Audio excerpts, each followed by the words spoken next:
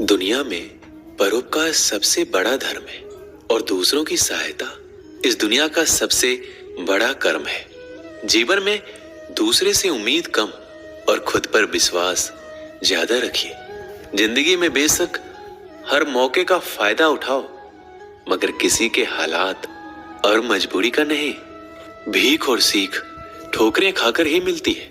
जीवन में किस्मत पर नहीं, अपनी मेहनत पर गुरूर होना चाहिए। जिंदगी जीने के लिए पिता की दौलत नहीं, पिता का साया ही काफी है। दुनिया आपके हिसाब से नहीं चलती है, बल्कि आपको इस दुनिया के हिसाब से ढालना पड़ता है। आपका नजरिया सबसे अधिक मायने रखता है कि आप अपने जीवन में होने वाली घटनाओं को अवसर के रूप में देखते हैं या फिर कमी के रूप में। जो खुद खुश रहते हैं उनसे दुनिया खुश रहती है। जो जीवन में छोटी मुश्किलों को देखकर ही घबरा जाते हैं, वो कभी भी बड़ी सफलता का अधिकार नहीं रखते। दूसरों के ऊपर भरोसा रखने वाले दूसरों की गुलामी करते हैं, लेकिन खुद पर भरोसा करने वाले बेखौफ जीते हैं। मुश्किलें जीवन का दूसरा नाम है, क्योंकि जब मुश्किलें ही नहीं होगी तब जीवन का कोई अस्तित्व नहीं रह जाता है। श्री कृष्ण कहते हैं, मीठा पानी सबको भाता है, परंतु खारा पानी किसी को नहीं भाता। अब सोचने वाली बात यह है कि मोती समुद्र की गहराइयों में ही बनता है। खारे पानी के मध्य में रहकर हर क्षण भक्षकों से टकराकर अपने अस्तित्व को दांव पर लगाकर ही सीप मोती प्रदान कर पाती है। कभी सोचा है क्यों? क्योंकि बिना संकटों का सामना किए बिना आपको सुख प्राप्त नहीं होगा। इसलिए निडर होकर संकटों का सामना कीजिए। हम सब समय की महत्ता को पहचानते हैं। समय ही हमें बनाता है, समय ही हमें नष्ट कर देता है। कभी समय ठीक चलता है तो कभी बहुत ही खराब समय आता है। विचित्र बात यह है कि हम फिर भी समय को ही नष्ट करते हैं। स्मरण रखिएगा, समय केवल जाता है, कभी आता नहीं है। इसलिए समय की प्रतीक्षा में समय व्यर्थ ना करें। जो भी करना है आज अभी इसी क्षण प्रारंभ करें। फिर चाहे वो किसी को सुख देना हो या स्वयं को बदलने का प्रयास करना हो, कुछ भी हो, विलंब ना करें, क्योंकि समय उसी का साथ देता है जो समय का सम्मान करता है। समय कितना विचित्र होता है। समय हमारे साथ हो तो हम स्वयं को राजा मान लेते हैं। वहीं समय यदि विरुद्ध हो जाए तो रंक बनने में समय नहीं लगता। इसलिए मनुष्य की एक आदत होती है कि बुरे समय के लिए कुछ बचा कर रखता है। संबंधी और मित्र बुरे समय में साथ छोड़ देते हैं तो व्यक्ति सोचता है, क्यों ना धन संचय कर ले। धन का तो कोई मन नहीं होता जो समय आने पर बदल जाए। संसार कहता है, धन का संचयन करते रहो, बुरे समय में काम आएगा ही। मैं कहता हूँ, शुभ काम करते रहो, आनंदित रहो, स्वयं पर और ईश्वर पर भरोसा रखो। बुरा समय कभी आएगा ही नहीं। बहती नदियां कितनी सुंदर होती है, पावन होती है। जहां से जाती है वहां एक नया जीवन प्रदान करती है।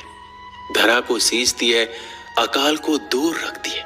और कदाचित इसीलिए नदी को मां समान पूजा जाता है। किंतु क्या कभी आपने ये सोचा है कि नदी जन्म कैसे लेती है? क्या ये प्रारंभ से ही इतनी विशाल होती है? नहीं, ये वर्षा की छोटी छोटी बूंदें गिरकर मिलती है, एक सूक्ष्म धारा बनती है। और ये धारा पर्वतों के हिम को काटते हुए, स्वयं को पिघलाते हुए जल प्रपातों से गिरती है, चट्टानों से टकराती है और फिर जाके नदी बनती है। इसी प्रकार ऐसे कोई महान नहीं बन जाता। छोटे छोटे प्रयास मिलकर एक विशाल व्यक्तित्व बनाते हैं। इसलिए जीवन में प्रयास करते रहिए, अस्तित्व अपने आप बन जाएगा। बबूल का पेड़ कितना विशाल होता है, पीपल का पेड़ भी विशाल होता है। किंतु क्या आपने कभी सोचा है क्यों बबूल के पेड़ को काट के उसका उपयोग किया जाता है और क्यों पीपल के पेड़ को पूजा जाता है? इसलिए क्योंकि पीपल का पेड़ उसके नीचे बैठे पथिक को छाया देता है, अपनी डाल पर असंख्य पंछियों को बसेरा देता है, किसी को कांटे चुभोकर दूर नहीं करता, बल्कि उसे शीतल छाया देकर उनकी थकान हर लेता है। इस संसार में यदि सम्मान पाना है तो पीपल की भांति ही बनना होगा। कुछ देना सीखो, आनंद, सुख, शीतलता बांटना सीखो और कांटों की भांति कभी किसी को कष्ट ना दो। सम्मान स्वयं आपके पास चलकर आएगा।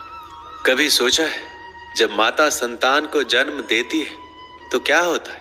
9 माह का गर्भ, प्रसव की तीव्र पीड़ा। कहते हैं ये पीड़ा इतनी भयंकर होती है कि मानो जैसे संतान के जन्म के साथ माता को भी एक नया जन्म मिल जाता है और इस जन्म के साथ अंत होता है माता की पीड़ा का। किंतु यदि आप दृष्टिकोण बदल के देखें तो आप ये समझ पाएंगे कि पीड़ा का ये अंत एक अपार आनंद का प्रारंभ है। संतान माता पिता के लिए सुख का प्रारंभ है। जीवन के साथ भी यही होता है। हम किसी संबंध या किसी स्थिति के पीड़ादायक अंत के कारण इतना विचलित हो जाते हैं कि उस आनंदमयी प्रारंभ को देख ही नहीं पाते। इसलिए स्मरण रखिएगा, पीड़ा आनंद के प्रारंभ का लक्षण है। श्री कृष्ण कहते हैं, व्यक्ति का जीवन क्या है? अब आप कहेंगे, जन्म और मृत्यु के बीच का समय है। और मृत्यु कब होती है? जब व्यक्ति सांस लेना छोड़ दे, हाथ पांव चलाना छोड़ दे, सोचना छोड़ दे। ऐसा नहीं है। जल की मृत्यु तब नहीं होती जब वो सूख जाती है। जल की मृत्यु तब होती है जब वो प्यास बुझाना बंद कर देती है।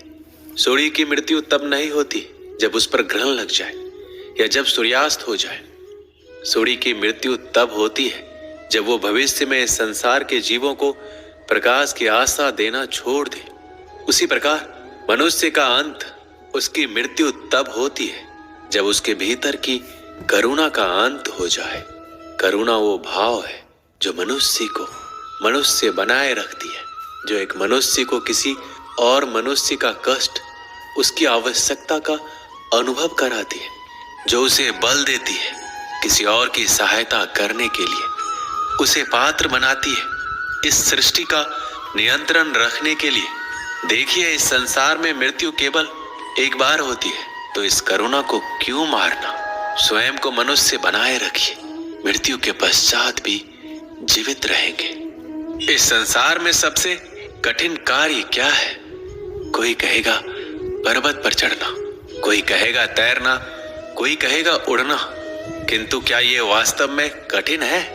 असल में देखा जाए तो बस ये थोड़े भिन्न है। जो कर्म हमारे लिए थोड़े भिन्न हो, हम उसे कठिन समझ लेते हैं। जैसे तैरने की कला भिन्न है, पर्वत चढ़ने की कला भिन्न है, उड़ने की कला भिन्न है। जैसे कि कुछ लोग गणित और विज्ञान को कठिन समझ लेते हैं, किंतु वास्तव में बस ये साहित्य से थोड़े से भिन्न है, कठिन नहीं। देखिए, संसार में कठिन कुछ भी नहीं है, बस एक दूसरे से भिन्न है। जैसे कुछ लोग हो, कभी कभी हमें समझ नहीं आता क्योंकि हमारे सोच और विचारधारा से वो भिन्न है, किंतु ये समझ लिया जाए कि वो कठिन नहीं है, बस थोड़े भिन्न है, तो अनेकों संबंधों को बचाया जा सकता है। ये संसार बहुत ही बड़ा है और हम उसके सामने बहुत ही छोटे हैं। इस संसार में लाखों लोग ऐसे मिल जाते हैं जो हमें समझते हैं कि संसार कितना बड़ा है, कितना अद्भुत है, कितना सुंदर है और इस संसार की रचना करके ईश्वर ने कितना बड़ा कर्म किया है। किंतु आपको इस जीवन में कुछ मुट्ठी भर ही लोग मिलेंगे जो ये बताएंगे कि इस संसार में आप कितने